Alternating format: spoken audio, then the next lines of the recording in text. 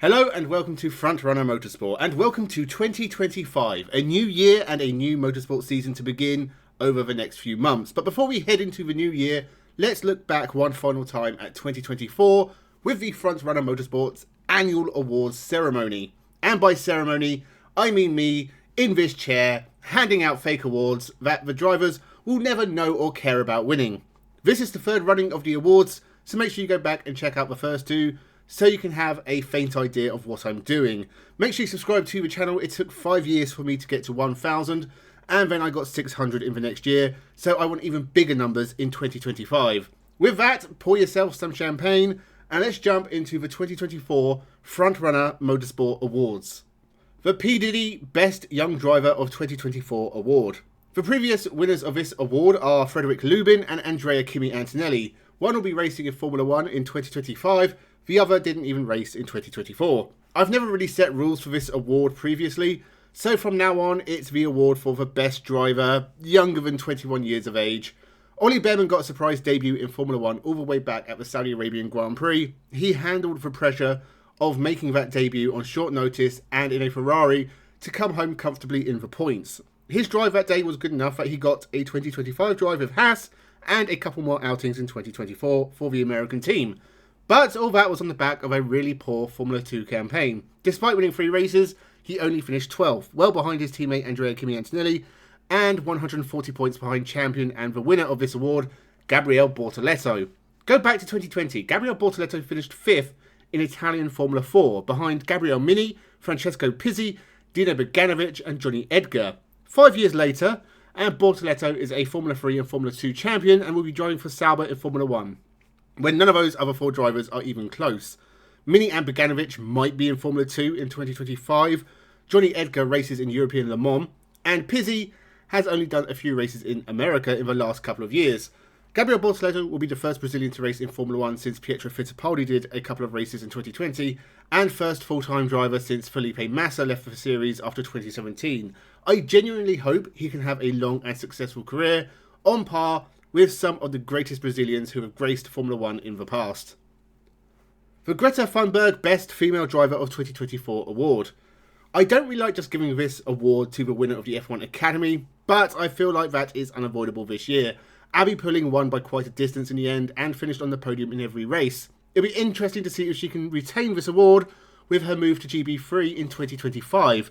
GB3 has been producing good drivers of late. Callum Voisin, Alex Dunn and John Bennett have all looked very handy in the last couple of years.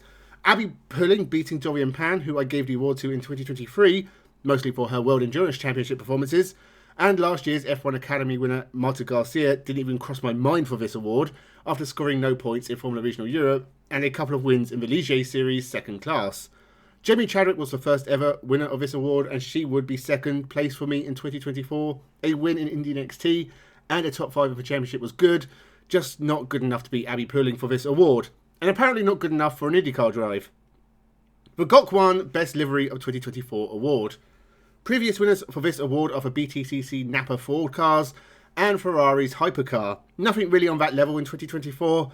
I'm not including the latest round of Formula E liveries, which had a couple of bangers, but the majority of the season takes place in 2025, so they will be considered for next year's award. I did like the Castrol Classic livery turning up in a couple of places, but I feel wrong giving it to something that isn't a Toyota. Another one that came to mind was Darrell de Leon's Cupra with its black and yellow Duckham's livery, and I was sincerely going to give it to that car, but then I remembered the SpongeBob SquarePants livery on the Macaulay Jones Brad Jones Racing Chevrolet at Melbourne in Supercars from earlier this year, and that car wins because at the end of the day, I did smile when I saw it. The Stepped-on Blobfish Worst Livery of 2024 Award. This was much easier to decide. McLaren, all of them. Formula 1, IndyCar, Extreme E, Formula E.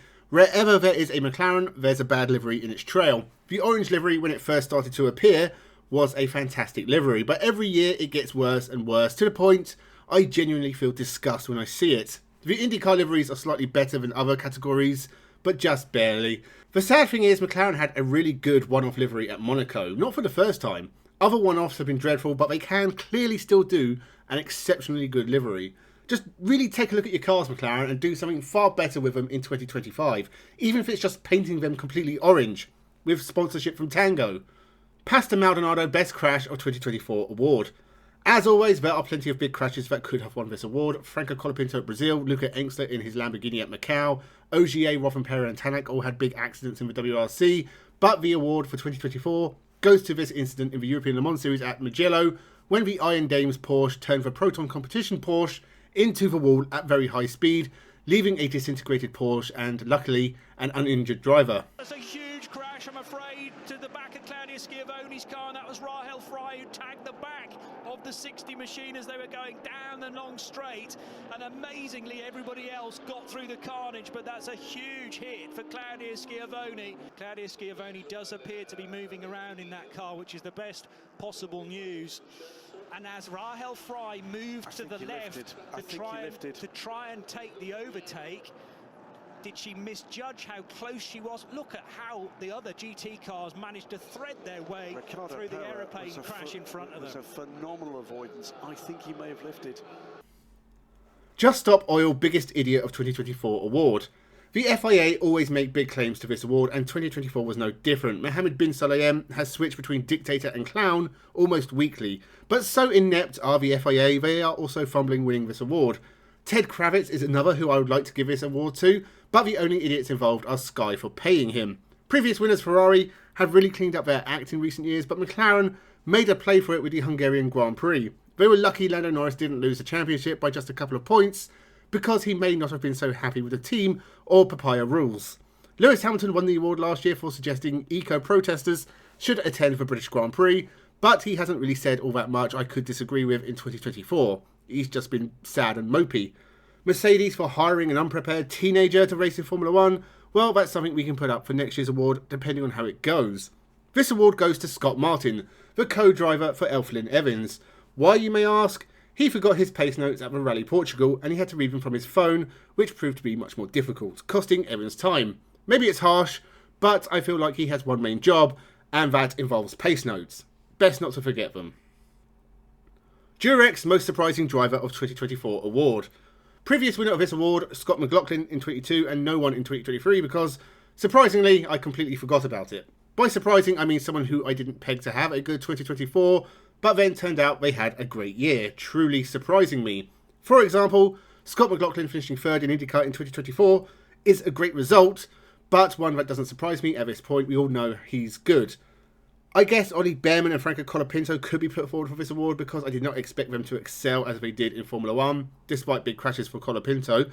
Both were very, very good, but again we have to turn to the world of rallying and give this award to Frenchman Adrien Fourmel.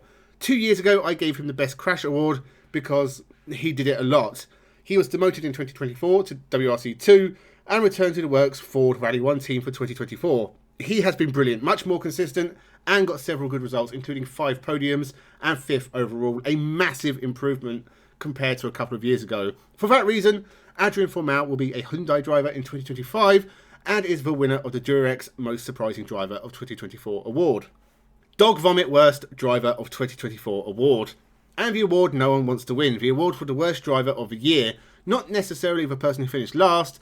Sergio Perez, for example, well, few people had a worse 2024 than him. Struggled for performances, crashes, rumours about his future that started fairly early in the year, and now it's confirmed he's been replaced. Or Lewis Hamilton, having the worst season of his career, so far. Or maybe Logan Sargent or Daniel Ricciardo for getting sacked mid-year. There's also Agustin Canapino over in IndyCars, who had to take time off in disgrace after his fans sent death threats to any drivers who accidentally drove into him. Maybe Andrea Kimi Antonelli, even though he comes out of the year fairly unscathed. The previous winners of this award are Nicholas Latifi and Roy Nissany, so we need someone of that level. And the person who has had a season as bad as Roy Nissany ever did is 2023 Formula 2 champion Théo Pourchaire. He's destroyed his career. A Sauber reserve driver, he went to Super Formula, was terrible the whole weekend and left with his tail between his legs. He then gets an opportunity in IndyCar with McLaren and does absolutely nothing with it. His best finish was 10th.